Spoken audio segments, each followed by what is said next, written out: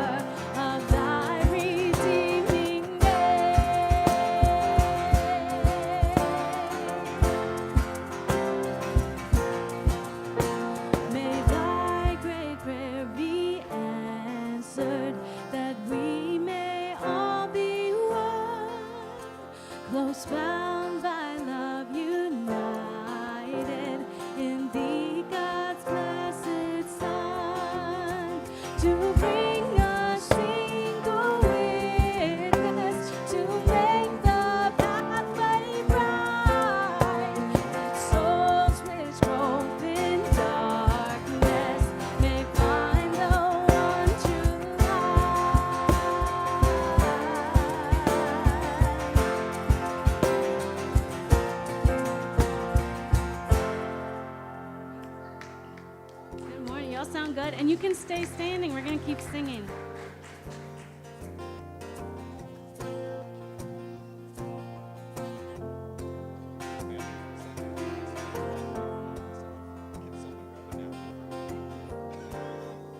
Can someone grab a napkin for us? We had a spill. See, it's one of those mornings, y'all. I'm telling you. The vibe. Can we just be a family for a second? Trevor's on it. I can see him running. Yeah, Trevor!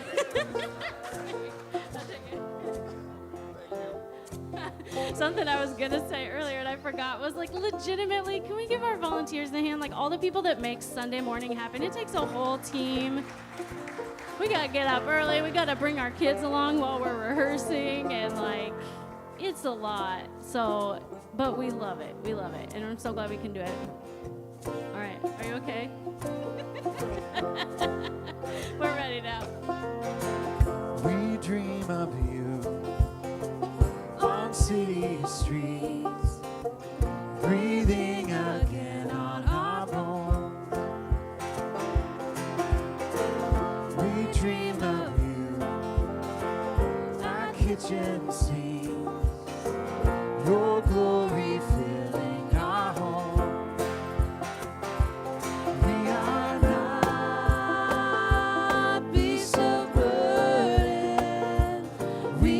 Children of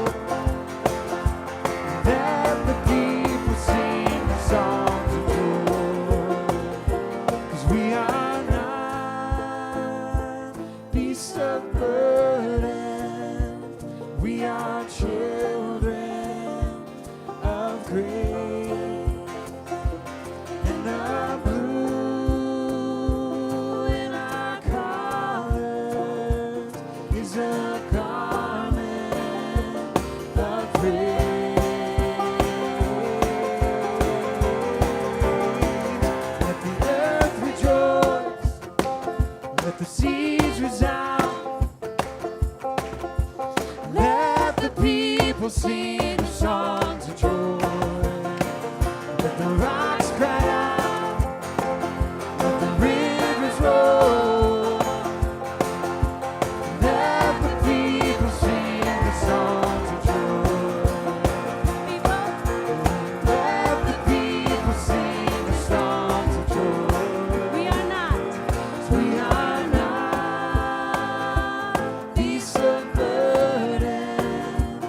We are children of grace, and the blue in our colors is a garment of praise.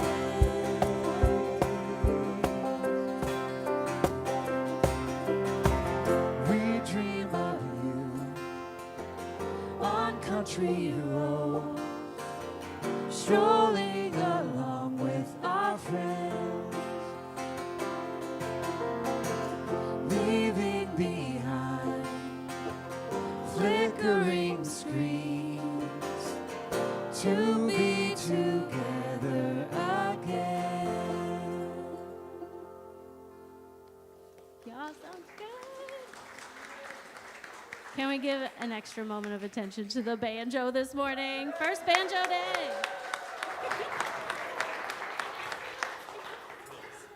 You can take a seat. Good morning. There we go, from the front and from the back. It is so good to be with you this morning on this sticky October morning. This is a reminder that we do not have air conditioning in the building. However, we have these fans and we have open windows, so if you need to move about the cabin at any point in order to get underneath one of these fans, feel free to do so.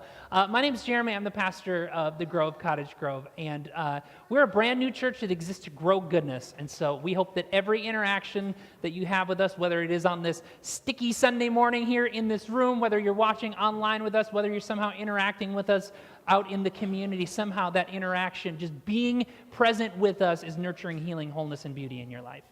Good morning, everyone. My name is Jordan. I'm one of the worship leaders here at the Grove. I'd like to bring your attention to the little handout that was given to you on your way in. If you open it up, there's lots of great information in here, so you can learn more if you're new with us. There's an area to learn more about giving. You can also give in person. There's baskets on the back table as you head out today.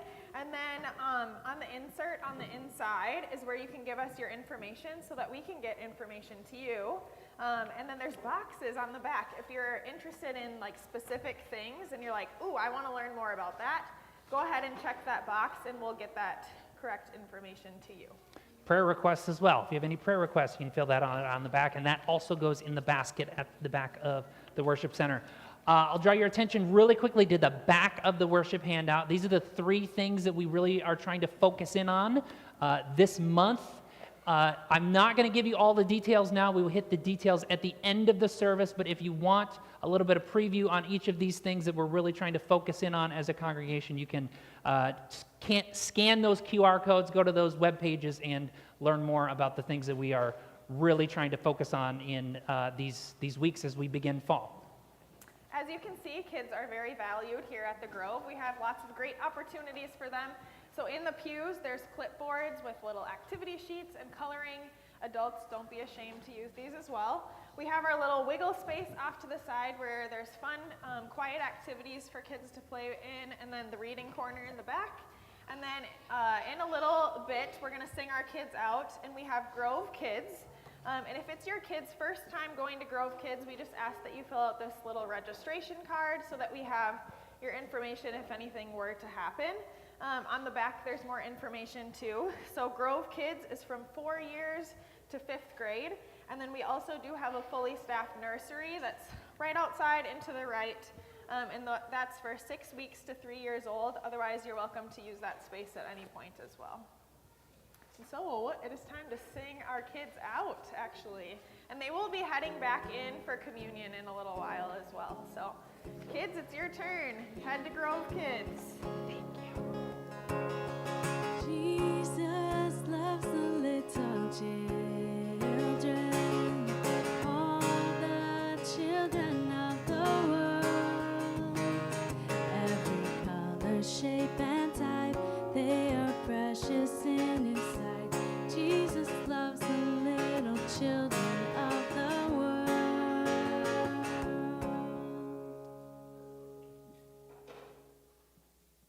All right. Well, now we're mixing up the order a little bit today. Today is one of those Sundays. We're now going to move into the part of the service which we call connection points. As a new church, it's really important to build relationships with one another because largely we're all new at this. And sometimes building those relationships is a little bit of a kick in the butt. Like, go and talk to somebody. But research shows, and we have seen even here at the Grove, that those forced interactions can be really, really important. So, connection point is an opportunity for you to connect with people around you, and to make it a little bit easier, we give a question prompt. So in just a couple moments, I'm going to ask you to stand up, find somebody next to you that you don't know or don't know very well, and then you can discuss this question. I got to be honest, it's a little bit of a strange question. What's a story that you appreciate being told differently? As an example, maybe you have this story of something that happened in your childhood, and each time that it gets told, it changes a little bit and becomes funnier. Or maybe someone in your family, you're like, I don't want them to tell this story. I want you to tell this story because you're better at it. And they might make up details even, but it doesn't matter because it makes the story better. If you have an answer to that question, great. That should be your question prompt when you're talking with other people around you. If not, just introduce yourself. Say hi. Thanks for being here today. So again, take a moment, stand up, find somebody near you don't know very well. Introduce yourself. Discuss this question if you have an answer, and we'll reconvene in just a couple minutes.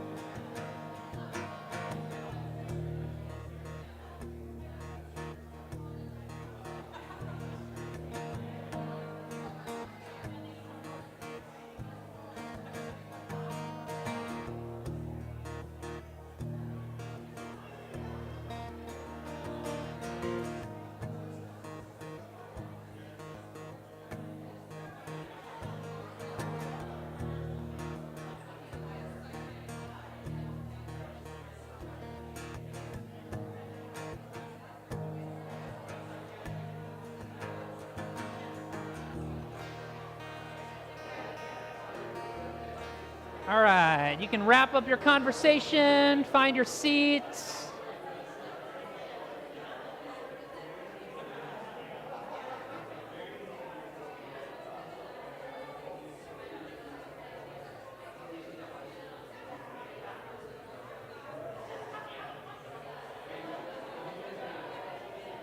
Just keep talking.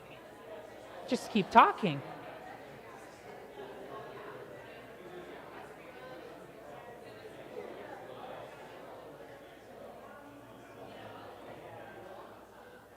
I assure you that these seats are probably some of the coolest in this room, but nobody wants to sit that close. Just throwing it out there. Panetta's going to take us up. All right. Excellent. All right. So we don't engage in a whole lot of culture war around this place, either as a church or like as individual people, definitely not as leaders of the church. And yet every once in a while, something becomes like so big and so loud that you can't ignore it. Sometimes that happens in our house. We try to ignore it as long as possible, but it becomes so big and so loud that you can't not hear it. And it's not necessarily like, well, you have to, like a culture war issue that you have to address and you have to deal with it, but it's like, it's so loud that you can no longer pretend that it's not happening. So this year, one of those things for me personally was some of the culture war that happened earlier this year around The Little Mermaid. You might know that it was one of the biggest box office hits of the year, so you might know that there is a new Little Mermaid movie that came out earlier this year, back in May, I believe, late May, June, something like that. It was a live-action version of The Little Mermaid that Disney put out, and for many people who grew up on the animated version of The Little Mermaid that came out in the late 80s, they were expecting certain things from this movie. And this has been like a thing that Disney has been doing lately. They have these really big animated successes back in the 80s and 90s, and they make a live action version. So we've got Beauty and the Beast, and The Lion King, and The Jungle Book, Aladdin. And the expectation from a lot of people is not that it's a new version, but it is a remake, and it just happens to be live action. But the anticipation is that it's going to stick as close to the thing that they're familiar with as possible.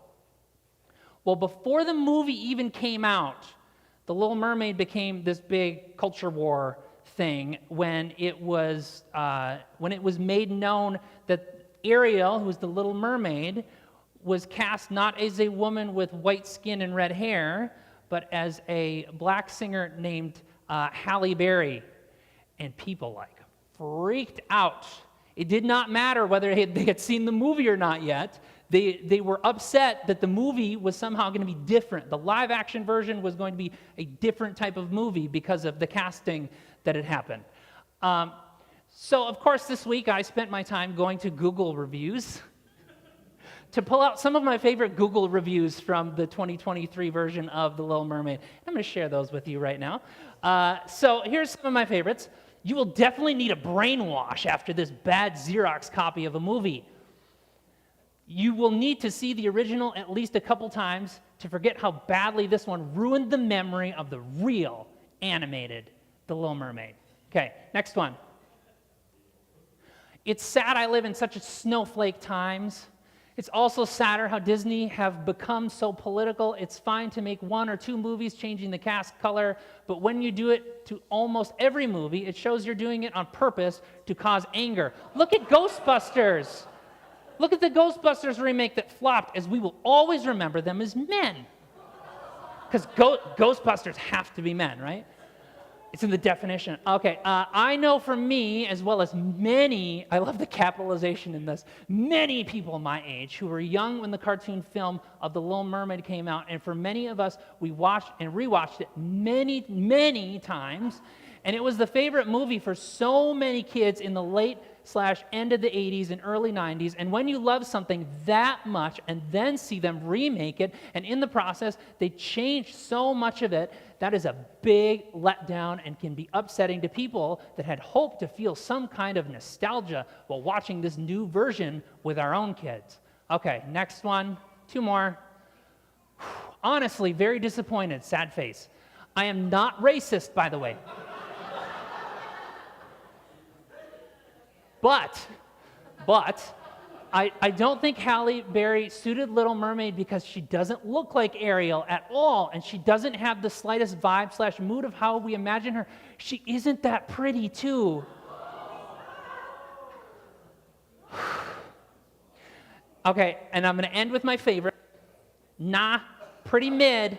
Go bake a cake instead. This is not the end of the Google review. The rest of the Google review is a cake recipe. Okay, so this is how some people felt about the live action version of The Little Mermaid, because they were so convinced that it needed to stick really closely to the original thing from 1989. I want to talk about 4 things really quick, 4 acknowledgments. 2 of them have to directly do with me. Number 1, with me, I grew up on these movies.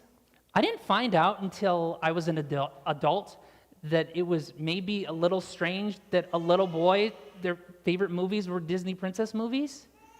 And so Little Mermaid was one of those movies. It is nostalgic for me. I have a lot of shared memories around that movie and those other movies at the time, and now I have my own kids and they have watched all those movies with us, and I wanted to watch it with them so we could have that collective memory together, and we have watched the live action versions as well. So that's the first piece. The other thing is, I watched the new version of The Little Mermaid, and I just want to say it was fine. It was fine. I wouldn't say it was great. It was okay. There's lots of things that I had critiques of. Honestly, one of the critiques was I wish it was that much more different from the animated version. But in any case, I have that shared memory, and I have like some qualms even about the new movie and how it came out and all of that. However, 2 other points I'd like to make as we start off here. The first one, mermaids don't have white skin. Why do mermaids not have white skin? Mermaids aren't real. Oh, sorry.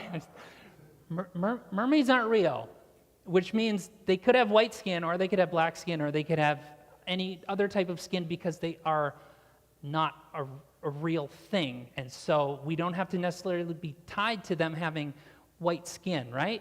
But beyond that, point number 2 is that even if we like set the potential racism aside, and we take it at its most generous argument and say, really what people were upset about is sticking really close to the original.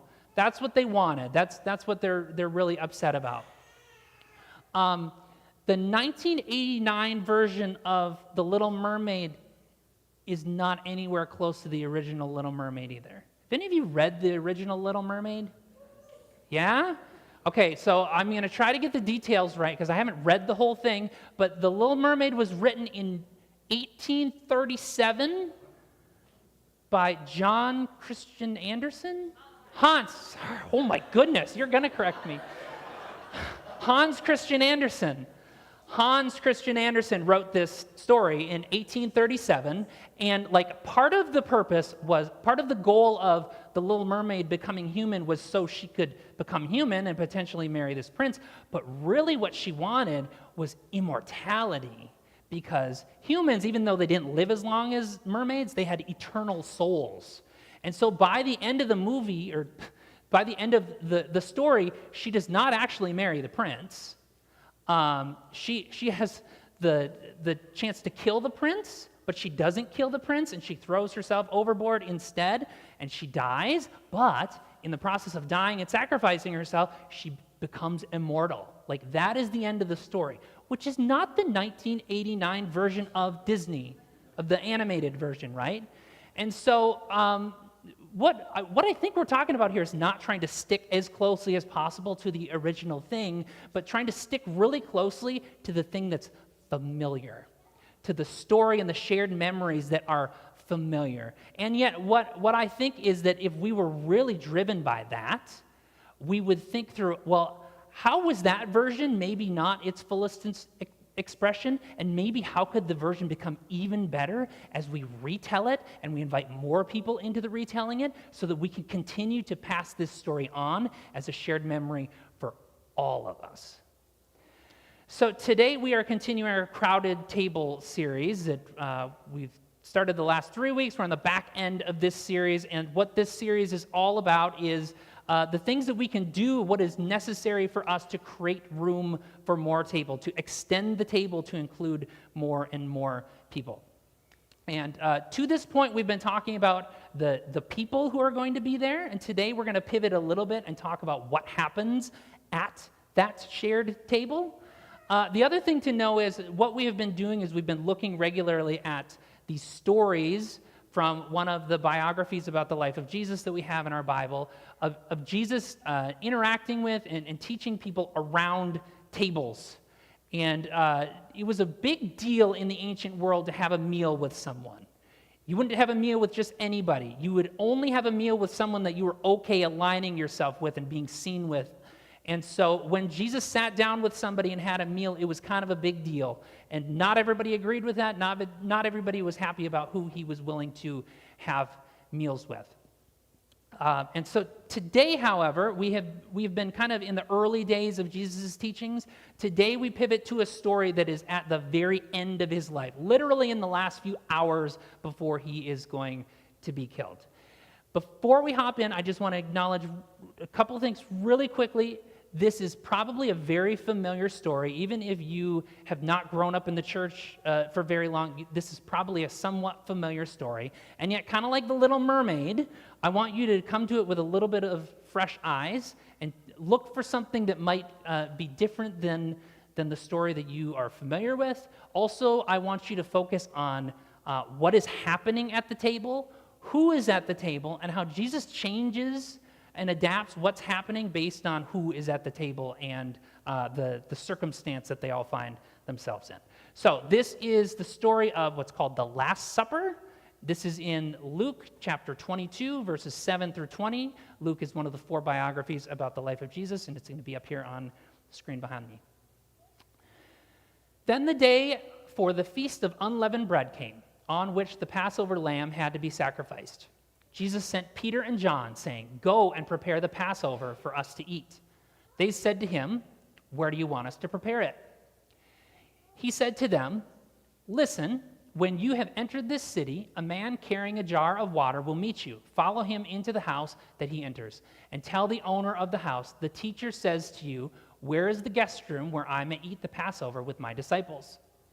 Then he will show you a large furnished room upstairs. Make preparations there." So they went and found things just as he had told them, and they prepared the Passover.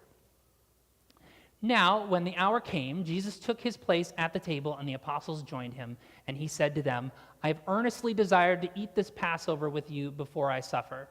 For I tell you, I will not eat it again until it is fulfilled in the kingdom of God." Then he took a cup, and after giving thanks, he said, "Take this and divide it among yourselves. For I tell you that from now on I will not drink of the fruit of the vine until the kingdom of God comes." Then he took the bread, and after giving thanks, he broke it and gave it to them, saying, "This is my body, which is given for you. Do this in remembrance of me."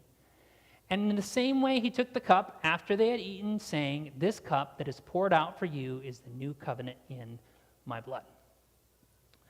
Every once in a while, we get these really easy, really low-hanging fruit that remind us that Jesus and his followers were Jewish. They had no intention of starting another religion. That was never their intention. They were Jewish people following all of the Jewish holidays, just as they would be expected to do. This was the tradition that they grew up in. This was the tradition that they continued to live out. And so what we see in this story is one of those instances where oh, it's Jesus who is a Jewish teacher and his Jewish students and followers and friends who are celebrating a Jewish holiday. So at the beginning of the story, it says they were there to celebrate the festival of the unleavened bread, which is at the beginning of Passover.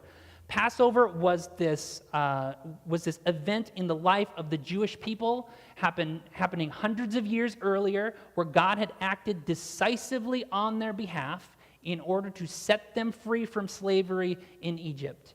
And so every year around this time, they would have this meal with these very specific elements that meant very specific things, and they would retell this story over and over and over again so they could remember who God was, who they were, and what they were supposed to do and how they were supposed to live going forward.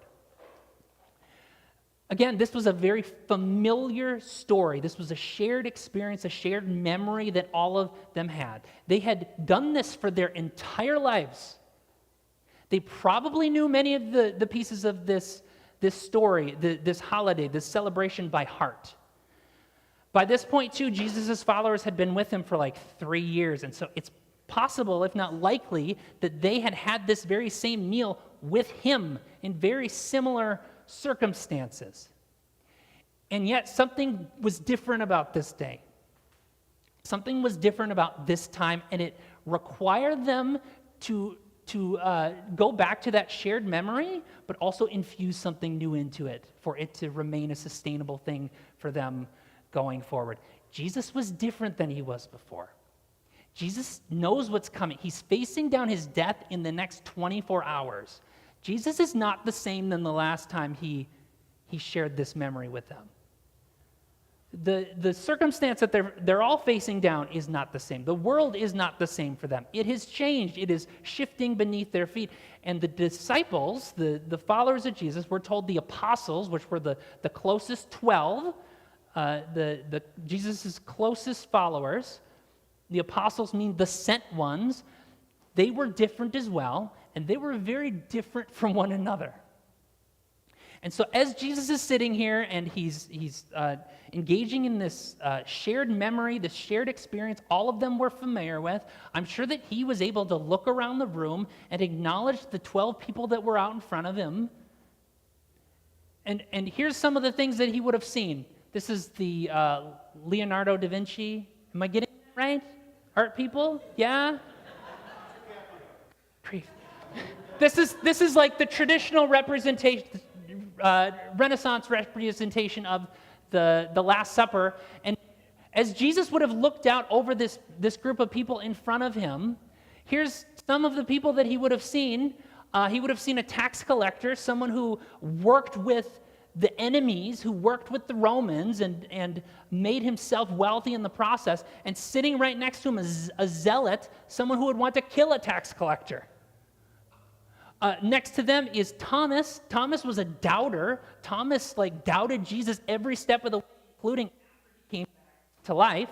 Okay, and then we've got Peter. Peter was a denier. Even over the course of the meal, Jesus is like, you think you can follow me to this, but actually in the next 24 hours, you're going to deny me, not once, not twice, but 3 different times. You're going to deny that you even know who I am. And then lastly, even Judas Iscariot, there's actually 2 Judases at the table, but this is Judas Iscariot. Judas is the one who turned him over. So Jesus looks over this ragtag group of people. It's not perfect. It's not a perfect group of people. And yet all of them are around the table, and in that moment, in that collective shared memory experience that they're having around this meal, he changes things up a bit because he recognizes that in that moment, given the people who are at the table, they needed something different. Some of the same things, but they needed it infused with a little bit more. And so there was this loaf of bread, and traditionally a loaf of bread would have been a sign of freedom and redemption as a part of this meal that they were sharing. And it continued to mean that. And Jesus said, I now want you, as you have this meal, to think of this freedom and redemption in this loaf of bread as my body, which I'm about to give for you. And then after the meal, there would have been this cup of wine, and this wine would have represented God's blessing, and it would have been shared around the table. And yes, they still needed God's blessing, but that feeling of God's blessing was going to need to be different for this ragtag group of people in the hours ahead. And so he said, imagine this is, yes, God's blessing, but it is like my blood, my life being poured out so that you too can have life. In that moment, in those people, this Jesus, these followers, this is what they needed. This is the collective memory that they needed in that moment. And he told them, just like the Passover story, I want you to do this over and over and over again because it is going to be important for you to come back to remember this freedom and redemption, to remember God's blessing that is there even when things go south like they are about to go in the next 24 hours. I have, in the last year, I've been thinking a lot about Jesus' followers and the experience of Jesus' followers. I get paid to think about Jesus a lot. But I've really been trying to empathize and think about the experience of his followers who are going around with him and listening to him say all these crazy things and do all these crazy things, and trying to put myself in their seat and try to think through what are they actually thinking and experiencing in that moment. So in that moment, as they're sitting around this table with him and they're having this shared memory, they've done this every single year that they have been alive. They've done it probably the last 3 years with him, and he's changing things up. I wonder what their responses were. I could imagine that maybe some of them, as they heard him saying these things and tweaking the story, that there may have been like a tightness in their chests, like, that's not how the story goes. That's not what it means. You're doing it wrong. I could imagine some other people like darting their eyes around the room, trying to like lock eyes with other people, and it's more of like a confusion. Like, wait, this is different from I remember it going before. I'm not sure how I feel about that. But then maybe there was this third group of people who they heard him saying these things and changing the things that they remembered and adapting them, and they may have also had a feeling bubbling up within them, and they couldn't necessarily lock down what that feeling was, but maybe when they thought about it, it was an excitement. Like, oh, this is different. This is something that can carry me forward, especially when things go south. This is the story that largely wins out to, because this is the story that gets passed down over years and decades and generations and gets written down in the Bible and gets passed down to us and is told for us to share over and over and over again. That this is not meant to be a stale thing that is always done exactly as it is, but is an example of a shared collective memory where we come together around a thing and we share it together, and we tell the story and retell stories together and together and together and more and more and more, in order that it can change us, we can better understand who God is, who we are, and how we can live going forward. And so as we stand here, I keep referring to these things in front of me. In a few moments, we are going to participate in what's known as the Lord's Supper. Don't go anywhere yet.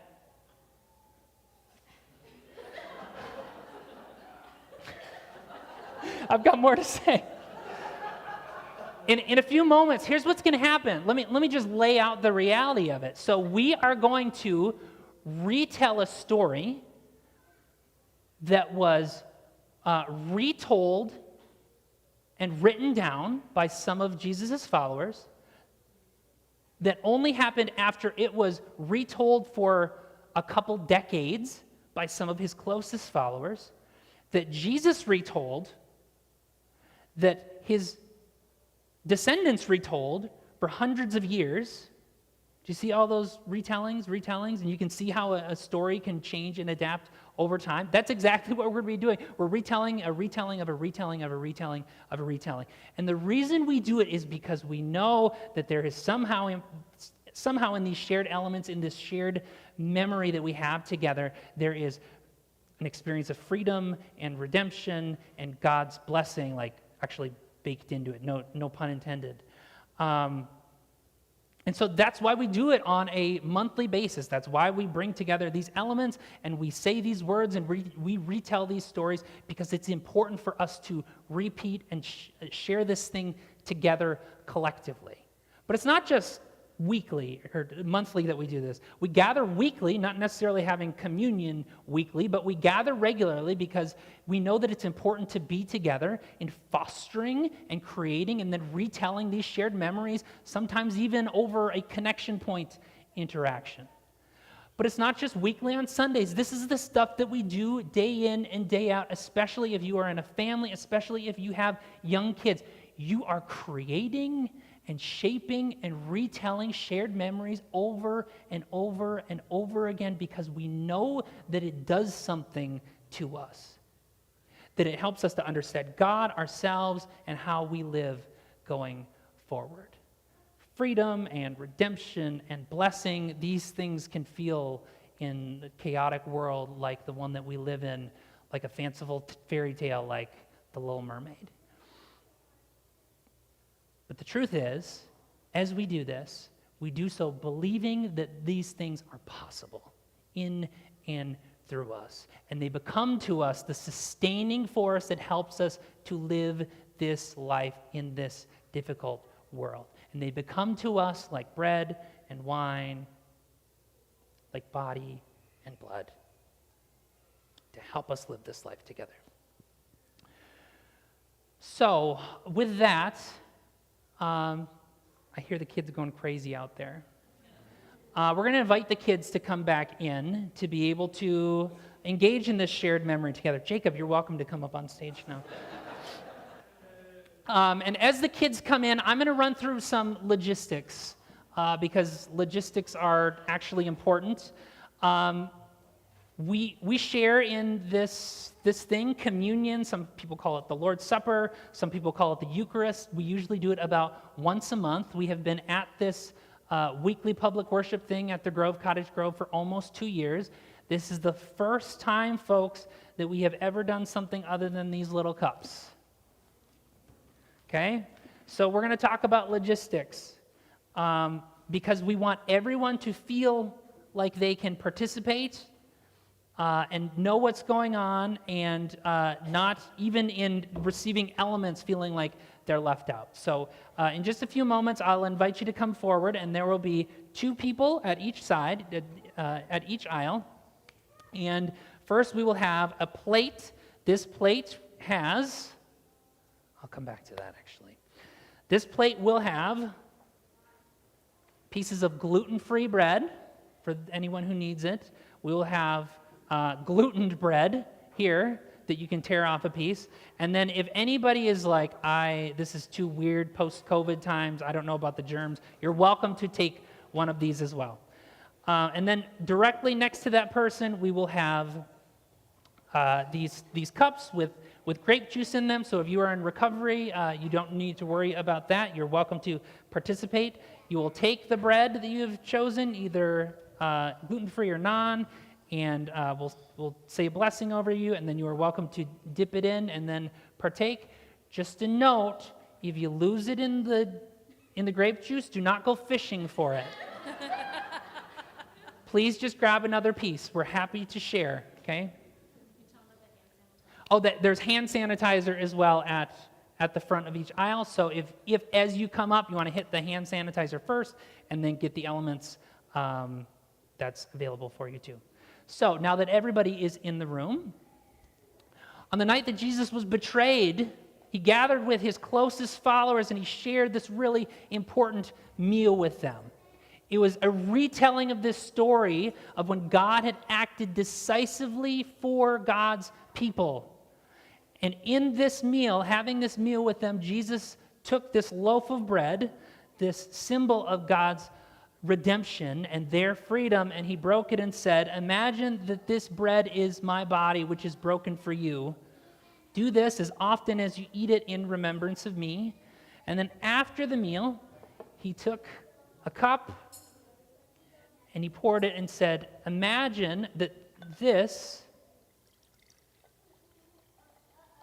is a cup of God's blessing poured out for you. Imagine that it is my blood being poured out for you in order to give you life. Do this as often as you drink it in remembrance of me. For as often as you eat this bread and you drink this cup, you proclaim the Lord's death until he comes again. So with that, I will have you repeat after me. Christ has died. Christ has risen. Christ is coming again. Thank you. All right. Communion servers, I'll have you come forward. And then as you are comfortable, hit up the hand sanitizer. And then as you're comfortable, you may come forward and receive.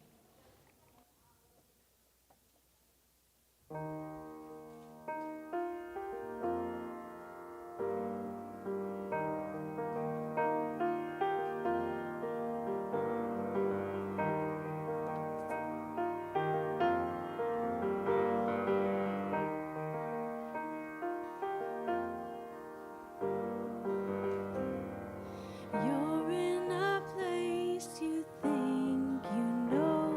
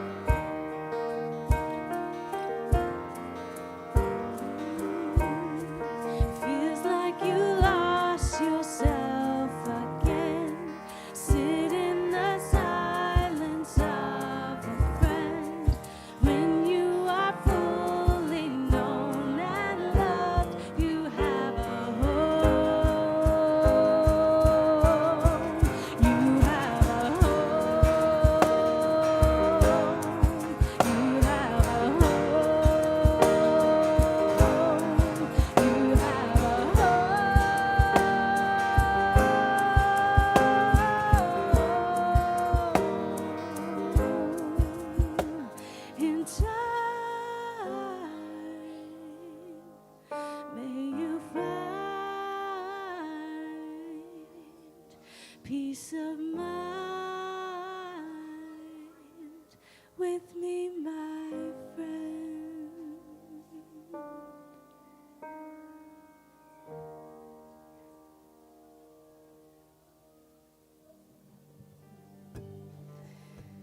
Well, our last song today is one that I hope you will stand or rise and sing with us. It's one that was written in community, for community. It speaks to all the beauty and all the mess that we experience in community in general, but especially in faith communities like this. Sometimes our mess looks like silly stuff like running late and spilling coffee and kid chaos and little arguments and things like that. And then sometimes our mess looks like healing from our own individual pain and trauma and the disagreements we share with one another and the systemic problems we have that we have to work out and work through. And all of that is welcome here. I hope you feel that and I hope you know that. And I hope you keep coming back to this place and bringing all of yourself and finding hope here with us.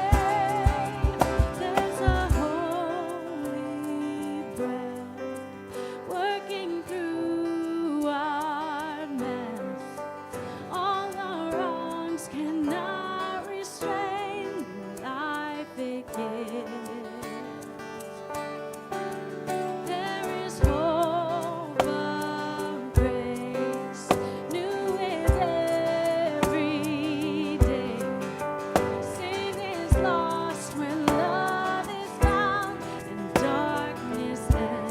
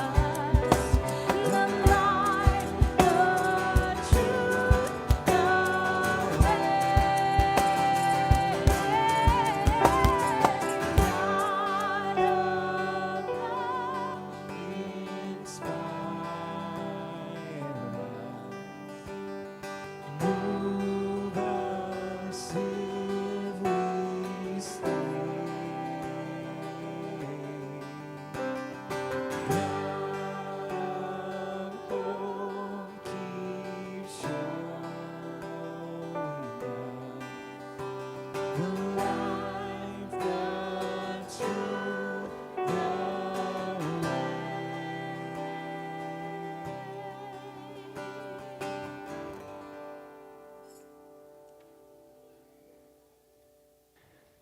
Really quick, before we head out, I'm going to turn your attention once again to the 3 things on the back that we really want to be keying in on. We want you to be keying in on in these weeks ahead. Number 1, as our Crowded Table Stewardship Campaign, 3 times a year, we ask people about giving. Once in the spring for contributing to ministries outside of the walls of our church.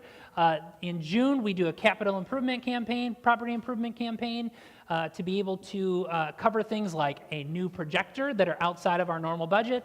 And then right now, we are in the middle of our stewardship campaign, which is about making commitments for the year ahead so that we as a church can plan and that you as individuals can plan as well your contributions for the year ahead. If you want more information about that, I'm not going to give you all the information now. You can go to that QR code and you'll get everything that you need. The second thing is about becoming a partner. Partners are people who consider the Grove, Cottage Grove, to be their church home.